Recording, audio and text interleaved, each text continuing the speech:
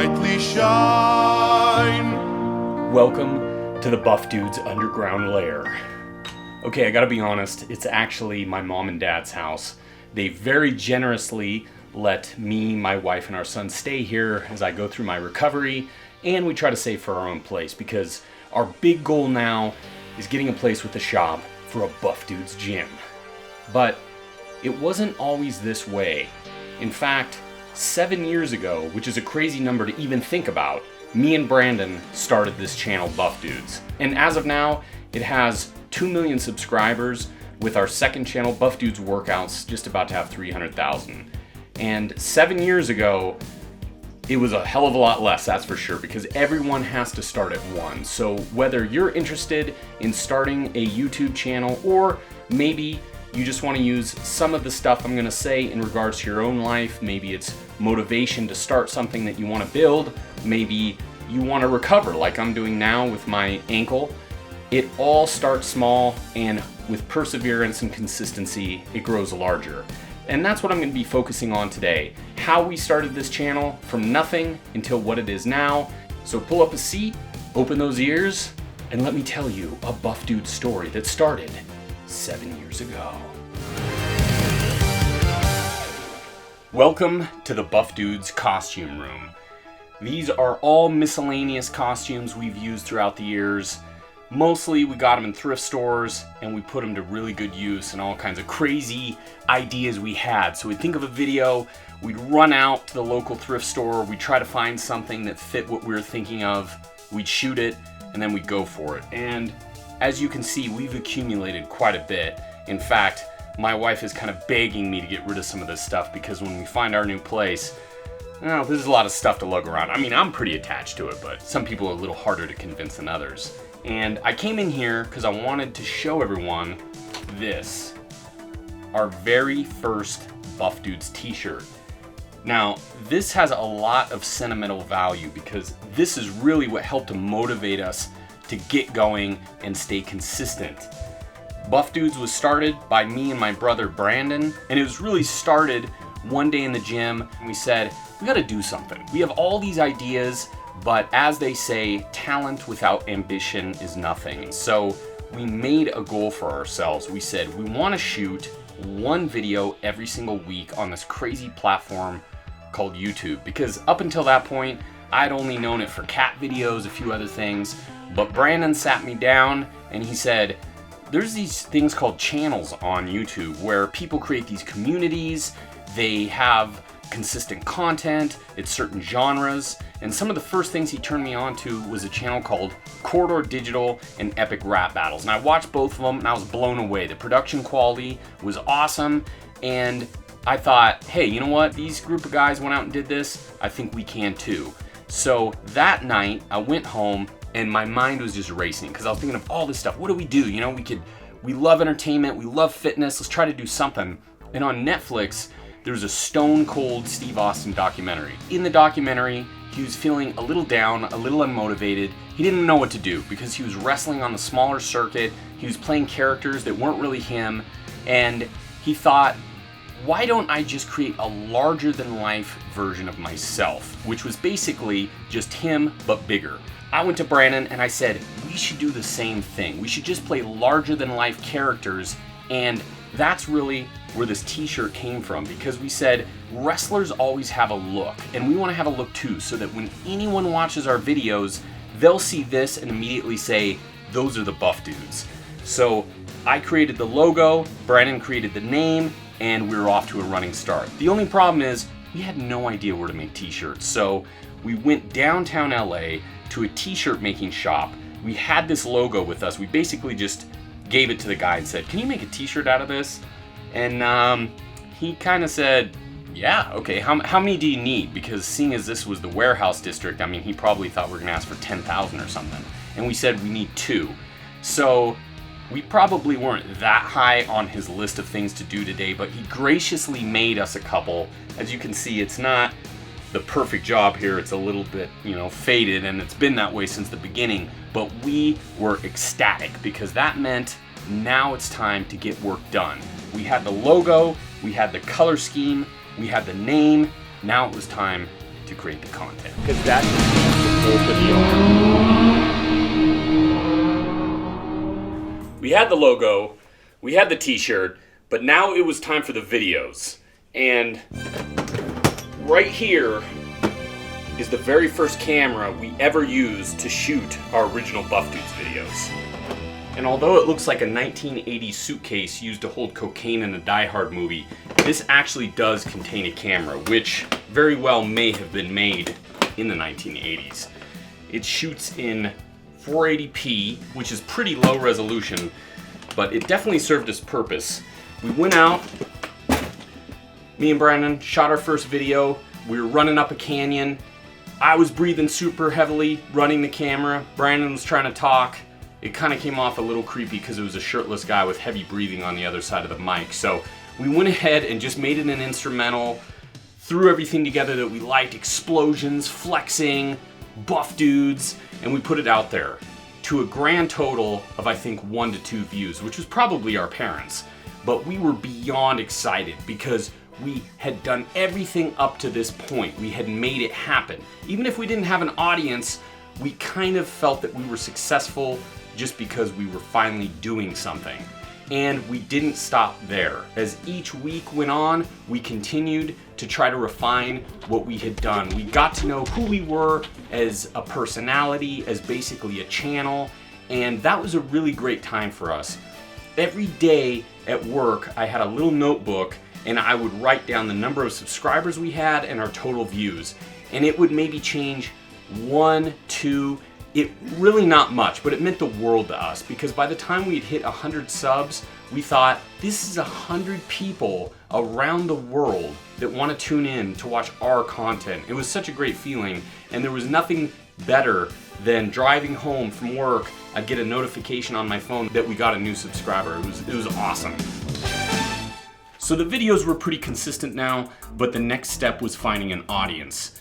And Brandon had competed in a bodybuilding competition years ago, and we used to frequent a place called the miscellaneous section on bodybuilding.com. Some of you may have heard of it, and I still had that in the back of my mind. I remember that was a huge community of people who were into fitness. So I jumped back on, and it had been a few years. I checked out some threads, and I got a little worried because I was thinking I may be out of my element. If I post one of our videos, these people may just tear it to pieces. But I thought, hey, I got nothing else to lose, so I might as well do it. So we posted one of our videos. It was how to build big biceps. And I got off of work that day. I checked my email and we had 90 new subscribers. To us, that was a massive hit. We were just so pumped. The reaction was positive and people were saying, make more videos. So we looked at each other, we said, hell yeah, this little snowball is starting to build. So we started shooting more content. And one of the comments someone left was, where do I get one of those Buff Dudes t-shirts? I think his name was like Juggalo69 or something. So if you're out there, Juggalo, thank you. Because with that statement, we had an idea. We looked at each other and we said, wow, people actually would like some of our apparel. So the next step was we started to get more t-shirts printed, this time at a much better location so they actually looked good. And along with that, we wanted to start making workout plans. We had done a 12-week plan on our channel and it was a hit. So we thought, why don't we make a whole book out of it and see what the reaction is? With the t-shirts and the books, we had no idea what was gonna happen. It was the next chapter in the Buff Dude story. And really, it was one that helped us continue to create videos this day because we had finally found a source of revenue. Okay, I picked up a new little Buff Dude along the way. He's gonna accompany on my next step of the journey. So follow us. Hello. Hello. Welcome to the Buff Dude store. And chances are, if you have made an order on www.buffdudes.us, this is who you've spoken with on email, this is who shipped your item. This is basically our secret weapon when it comes to Buff Dudes. Buff Mom. Grandma. Buff Grandma now. And she has been instrumental in the success of our channel, shipping our books, shipping our t-shirts. and it really helped us to make it a family company. So they're getting to work. As you can see, Buff Baby is helping out Buff Grandma with another one of the books. I'll leave them here. Thank you, Buff Mom, and let's go. Bye-bye. So we created the workout plan books, but now we needed a place to shoot the content, because up until this point, a lot of the stuff we'd been doing was shooting in parks, and that comes with all kinds of difficulties. So we wanted somewhere where we could be undisturbed. And again, you'll find that I'm in my parents' basement. At this point, you're probably thinking, just how big is this thing? Well, I don't know. It's quite a labyrinth. And in it, we designed the Buff Dude's gym, or I should say our other secret weapon, Buff Dad designed the Buff Dude's gym. And look who it is. Conveniently in here. No doubt probably working on another one of our DIY projects. Probably. No, seriously, get to work. You'll see here the power rack that Duke made. It's been quite a few years ago now, 4 or 5 years, yeah. And it's held up. I mean, tons of content shot down here, but at the same time, I think it's about time for an upgrade, because we're in the process of building another Buff Dude's gym, which we'll feature in a future video, but for now, we'll end that there. So, thanks again, Buff Dad. Betcha. Yeah. Anytime. So, we've been doing YouTube for about 3 years now. We started in 2012, now we're at 2015. We've come out with our books, a way to make a little bit of money, which was great, because now it felt a little bit more like a job and that we were getting rewarded for it. And in the meantime, we had slowly begun to build an audience, never really having that viral hit, which a lot of people are looking for, until the holiday season of 2015 with Gym Wildlife. I had had an idea kicking around for years about a nature documentary set in the gym, and we met with a production crew. They wanted us to be actors in a few of their shorts. So I said, well, how about this? Instead of paying us, why don't you guys help out with an idea I've had, which has been a little too ambitious for just me and Brandon to tackle. So over the course of a day, we shot it in the gym, we released it, and it blew up. It was crazy. I mean, it was completely unexpected. We knew we had something good, but we never imagined over 40 million people would watch and enjoy it. And that is a pretty damn good feeling. But honestly, I am so happy that we had just slowly and consistently built up an audience over those prior 3 years. Because if we started with the viral hit, I think we would have quit very early on, because every single video we would have wanted to have that massive success. In the meantime, there's been some other highs, there's been some lows, but whenever we're feeling a little burnout, me and Brandon just look at each other and go, you know, we love what we do. We are so humbled that you continue to watch our video content, and we're always trying to think up new and inventive ways to entertain you, hopefully, and also entertain ourselves. Because you can experience a real case of burnout. I used the analogy of a snowball earlier, and it can turn into an avalanche where it feels like it's chasing you because you always have to release content. It's almost like you're working 24/7 in a way, and there's moments in time you just have to step back. And I think that's really what's helped me and Brandon by just trying to focus on a few videos a week as opposed to just non-stop content over all social media, because it can be a little too much. I know there's been moments of time I've just thought, God, I have to take a step back. I mean, I'm getting burnout. I'm on my phone all the time. I'm on a computer. I'm checking analytics. And you have to go back and think, what's the reason we started doing this? And that was for fun. So as long as you're entertained, we're entertained, I feel that we're doing our job, and hopefully we'll continue to grow. So we are almost to the end of the video.